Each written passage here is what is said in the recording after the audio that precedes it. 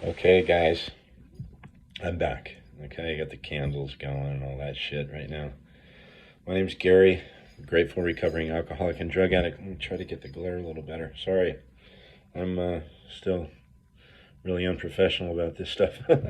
Probably that's why I get no viewers. So I got a few. And you guys really matter to me, and you guys keep me going. So this is part 2.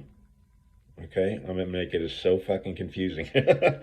I'm doing a part 2 of step 4. Okay, because I didn't fuck anything up in step 4. I just left some shit out. Okay, so that's why probably my sobriety's.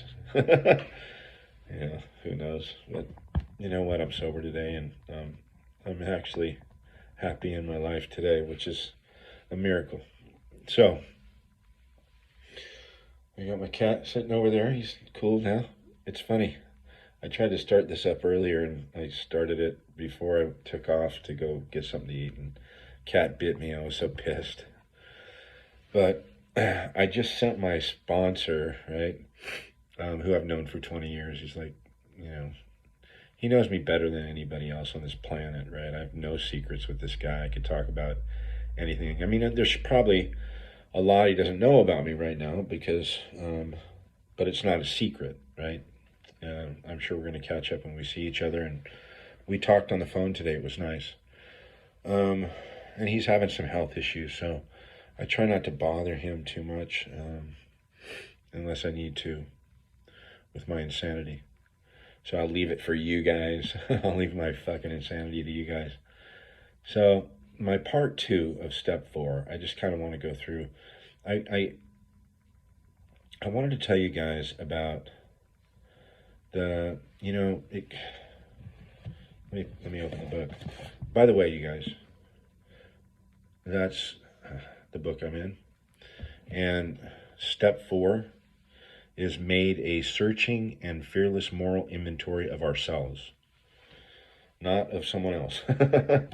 So, and you can find that it starts on it's in the chapter Into Action, or what is it? How it works. Sorry, how it works, and it's on page 65, 66, 67, 68, and my favorite 69.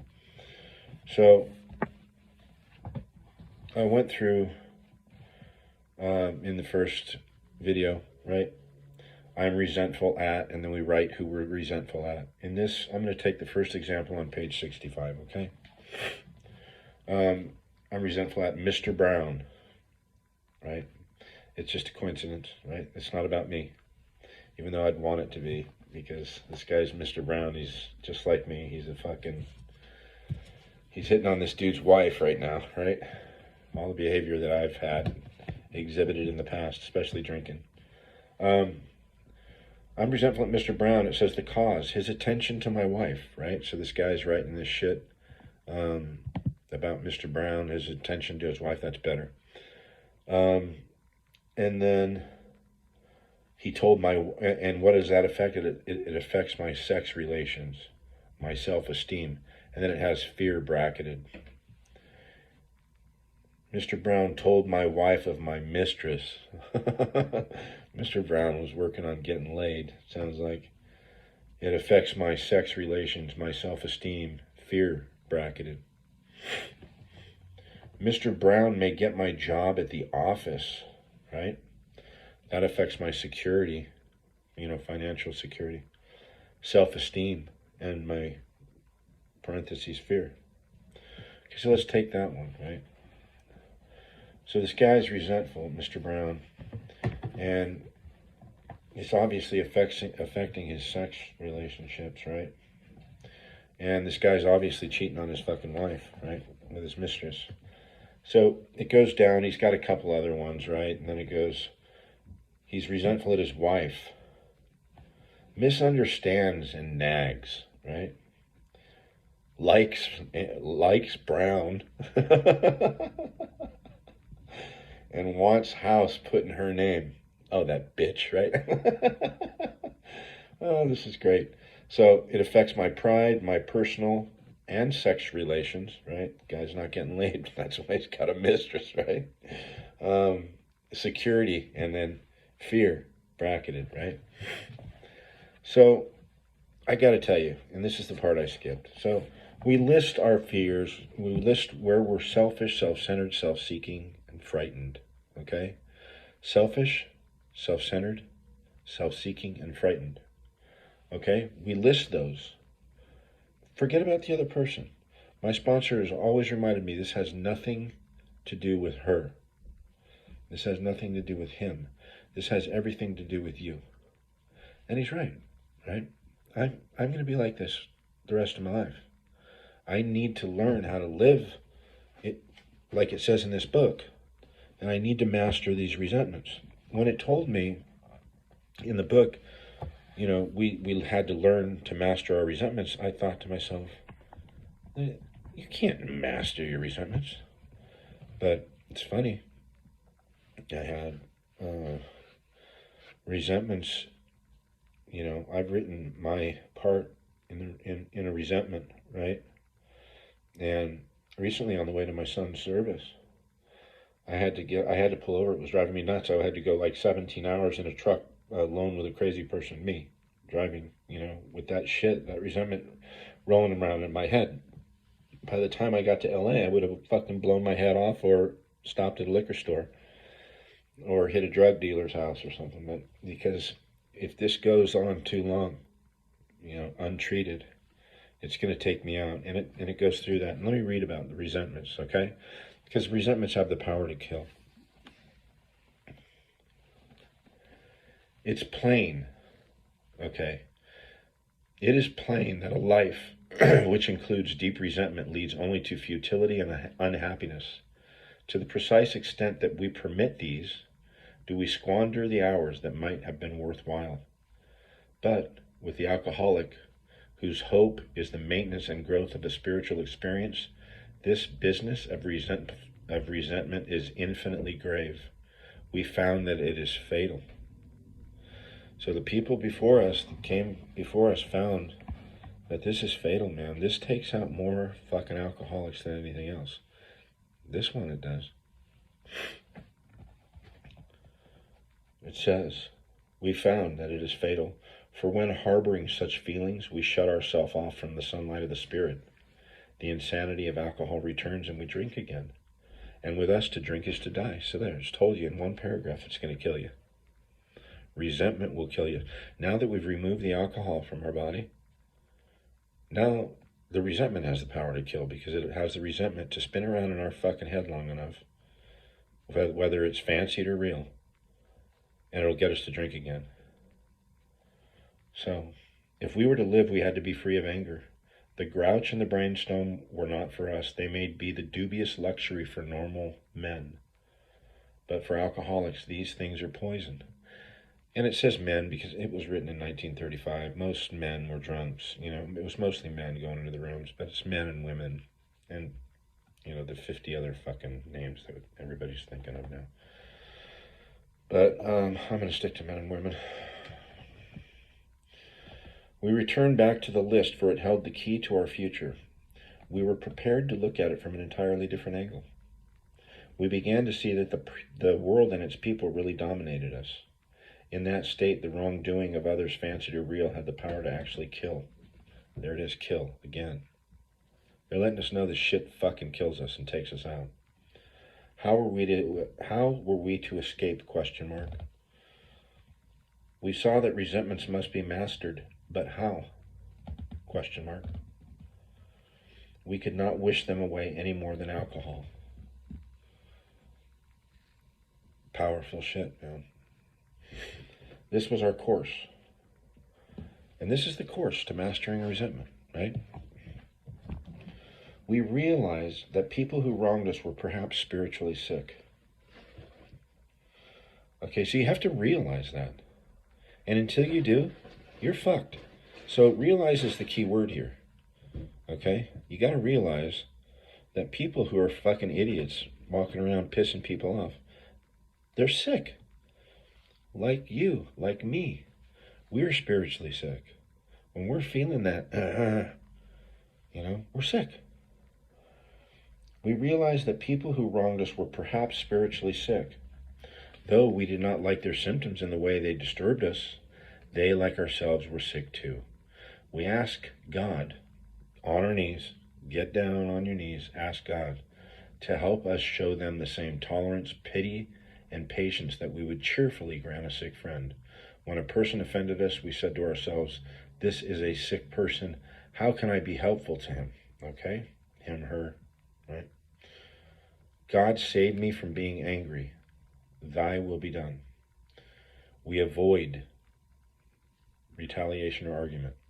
We wouldn't treat sick people that way.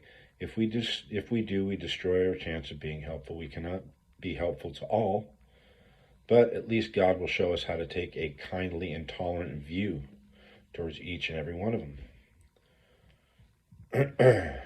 Now, referring back to our list again, putting out of our minds, right, the wrongs that others had done to us, we resolutely look for our own mistakes.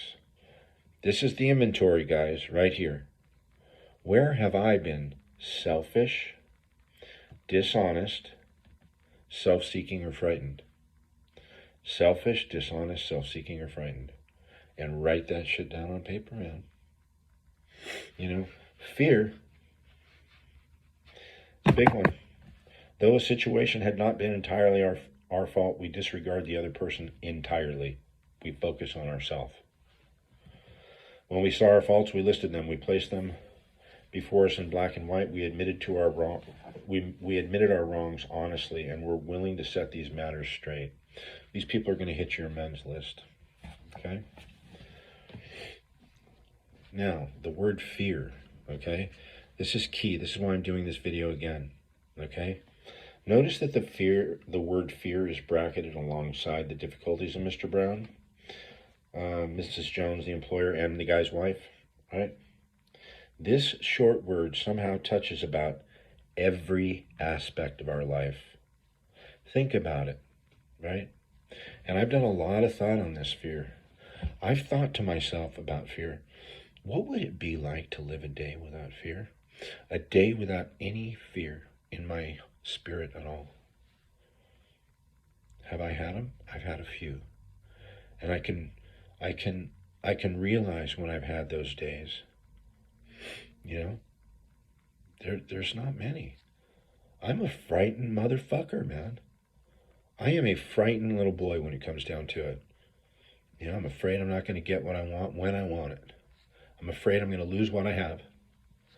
And then I'm afraid of what people think about me. It's fucking... But when we list this shit on paper, right, we start to live our life with self-knowledge about this stuff, right? Knowing how selfish and self-centered I can be. I catch myself, and when I catch myself, I tell on myself. I try to make a joke of it in an AA meeting or something like that, but I always try to pull my own covers, It helps other people, If I can embarrass myself in an AA meeting and laugh at it, I've learned my sponsor, right? He made that okay. He made it okay. He would tell on himself in an AA meeting and in front of 120 people shit that I would keep fucking secret, right? Like what a jealous person I was, or I was envious over somebody's money or something like that. He'd make a fucking joke how he was just he knew how to spin it off to make people fucking laugh at his insecurity or his fear or his resentment. And he would tell on himself, and he drew young men like me to him. Like, he sponsored I don't know how many goddamn people, man. And I'm sure he does today. He sponsors this one, I know that. And I had a nice talk with him on the phone today. I gave him, he's seen a couple videos. He saw the video where I first made my first video and put it out the day I had lost my son. And I was weeping, and I basically said, I'm going to show you this thing works. I'm going to show you the God thing works. He's powerful enough to keep me sober through the death of my son. And look at me, I'm sober. Every breath that I've taken is a sober breath since, the day I lost my son, and prior to that, I'm 6 months sober. I'm 6.5 months sober right now. I lost my son 2 months ago, so 2.5 months ago. So let me read about fear real quick. Notice the word fear is bracketed alongside the difficulties of Mr. Brown, da da da da da. This short word somehow touches about every aspect of our life. It's an evil and corroding thread. The fabric of our existence was shot through with it. It sets in motion trains of circumstances which we felt brought us misfortune. But weren't we to blame? Right? Now I'll read it from the book, This short word somehow touches about every aspect of our lives. It's an evil and corroding thread. The fabric of our existence was shot through with it. It set in motion trains of circumstances we felt brought us misfortune we didn't feel we deserve. But did we not ourselves get the ball rolling? Sometimes we think fear ought to be classed with stealing. It seems to cause more trouble. We review our fears thoroughly. We put them on paper in black and white. Even though there's no resentment in connection with these fears, we ask ourselves why we had them. Wasn't it because self-reliance failed us? Self-reliance was good as far as it went. A lot of us are self-reliant people. Self-reliance is good as far as it went, but it didn't go far enough. Some of us once had great self-confidence, but it didn't fully solve the fear problem or any other problem. And when we got fucking cocky, it got worse, right? Perhaps there's a better way. We think so. We are now on a different basis, the basis of trusting and relying upon God. We trust infinite God rather than our finite selves. All right? So, like I said in the earlier videos, the first 3 steps, that's the foundation, right? God, God, God, because we're going to pray to that God in the 3rd step prayer. It's going to give us the courage to go into the inventory and look at our faults. And then we're going to go to God again. We're going to go to another human being, to ourselves, and to God, and admit these faults. Admit our selfishness, our self-centeredness, and all of our fear, right? That's a humbling experience to do to God, to ourselves. And I'm glad they added another human being, because I got to share this shit. I got to share this shit with other people. Plus, it helps other people, The other important thing about the sexual inventory, when you get your sex shit down on paper, we got to stay out of judgment about, you can't judge yourself. Just get it down there on paper, man. If you fucked a chicken, you fucked a chicken, right? I cheated like fucking crazy when I did drugs and alcohol. I cheated on my wife. She knows about it, or I wouldn't be saying it on this video. I was a fucking dog. I was a loyal man until I put that shit in my body, and then I became weak, and all my morals and all that shit went out the window, and I couldn't live with myself, man. It makes for more drinking. So, we don't harm others. I said that on this video. I don't know if she'll ever see this video, but she knows about it, and it's what split up our marriage. It was one of the factors, that split up our marriage.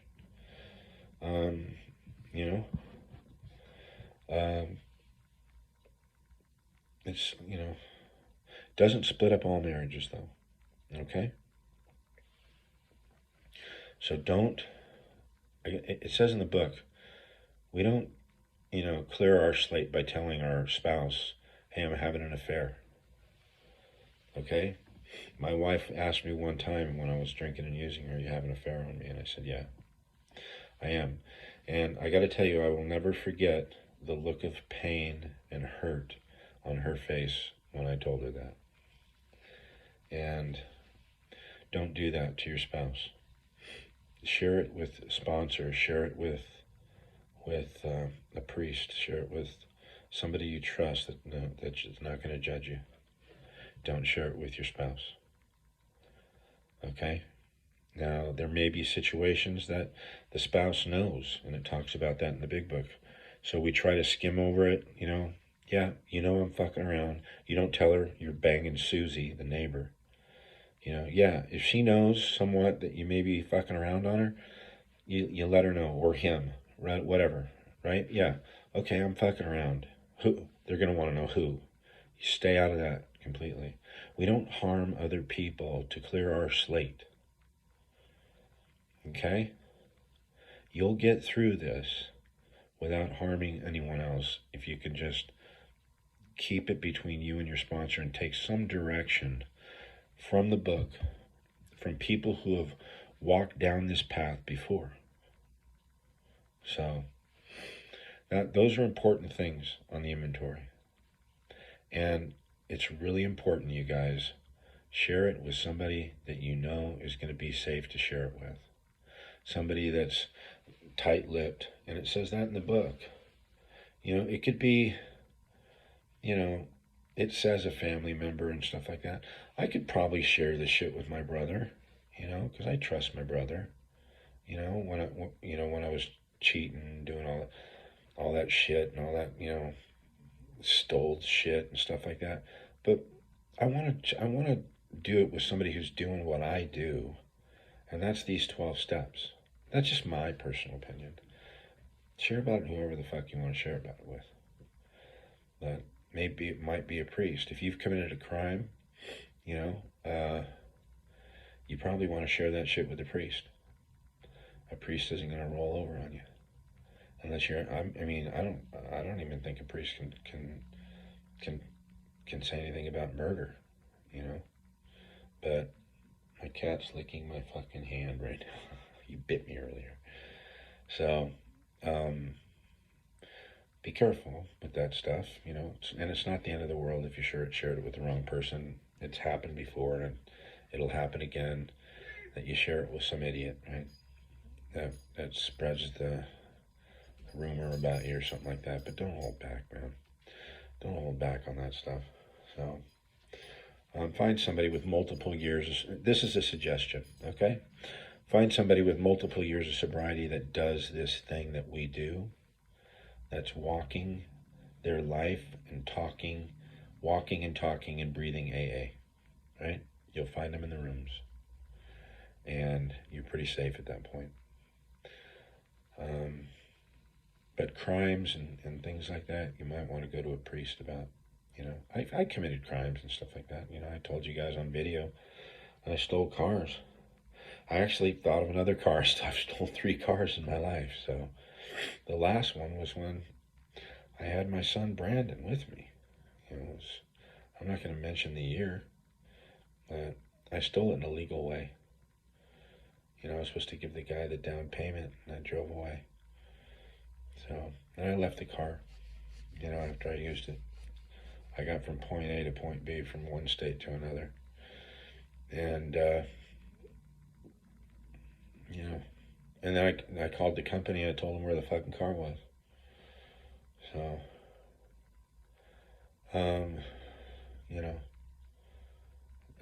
I've got a lot of amends to make, and we'll get to that. And I'm gonna, because I've got amends to make for this time around, and we'll get to that. And I can share my amends list with you, and I can be more open about that stuff because, we're gonna have amends to other people, right? In here, right?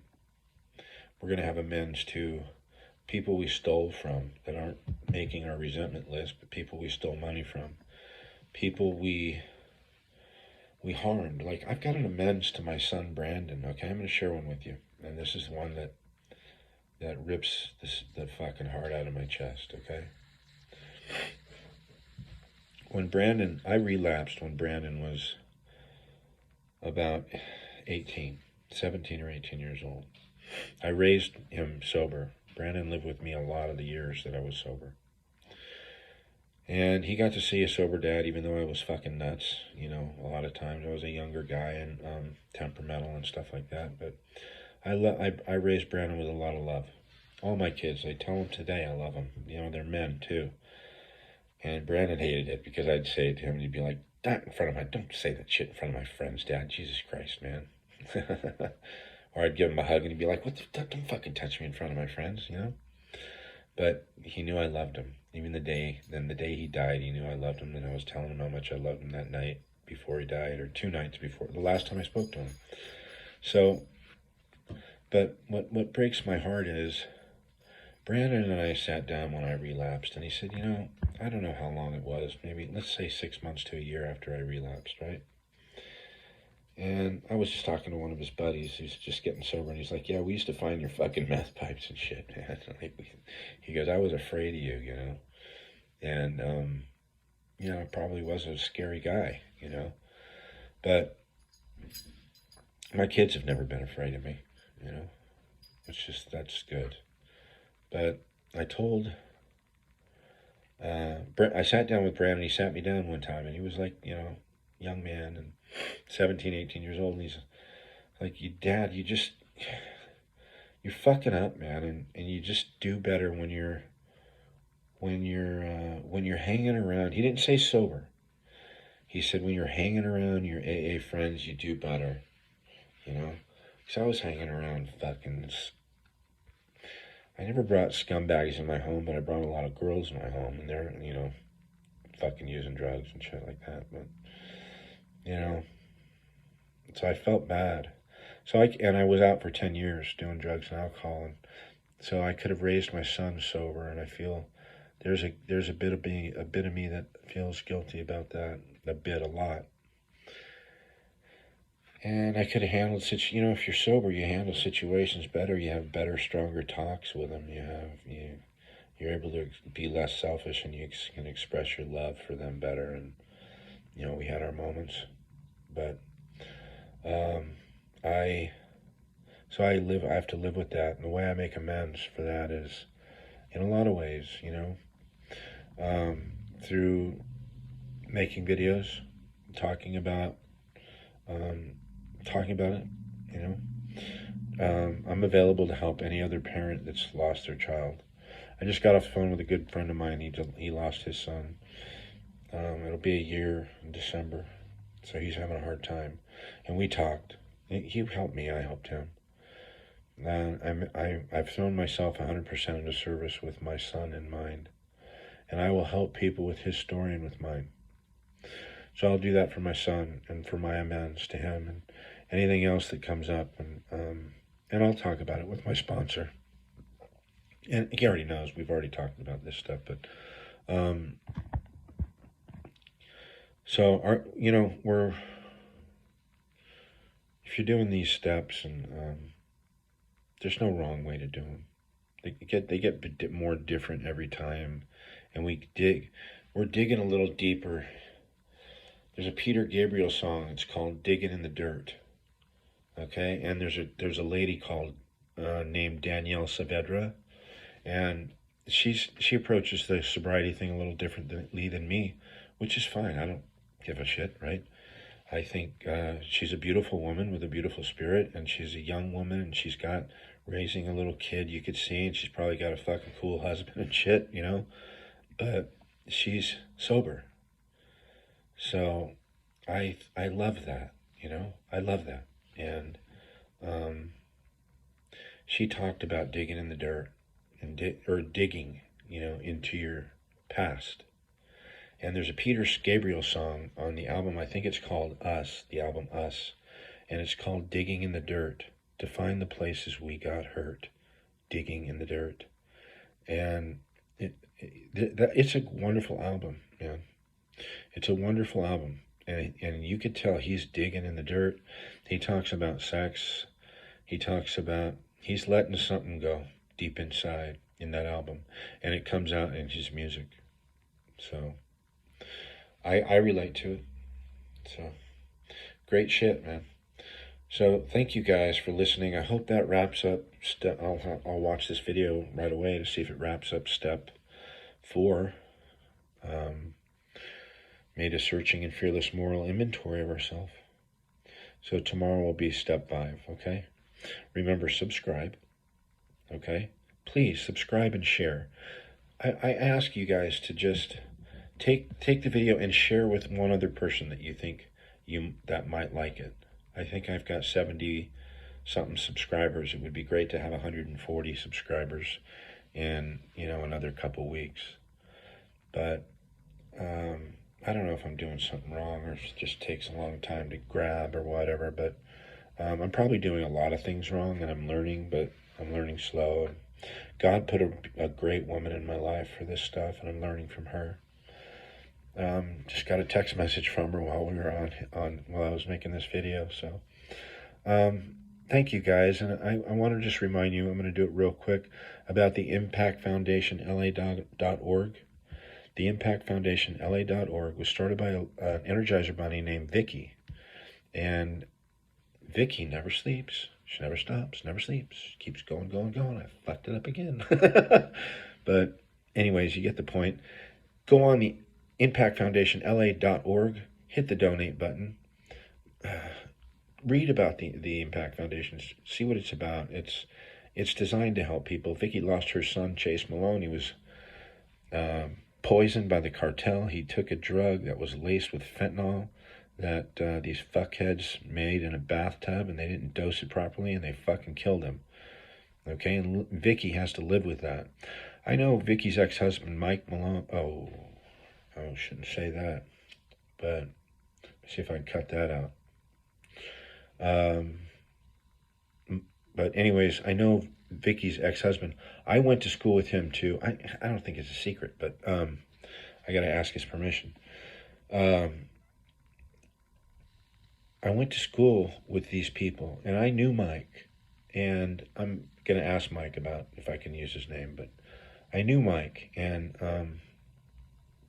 I grew up with him, and he lost his son. So I always say Vicky, and now I've slipped and said Mike's name, so I'll either cut this out or leave it in after I talk to him. But, it's a hard thing to go through. It's a hard thing to go through. Mike, we played, I've known him since we were like 10 years old, man. And I didn't like him at first because he was on another baseball team.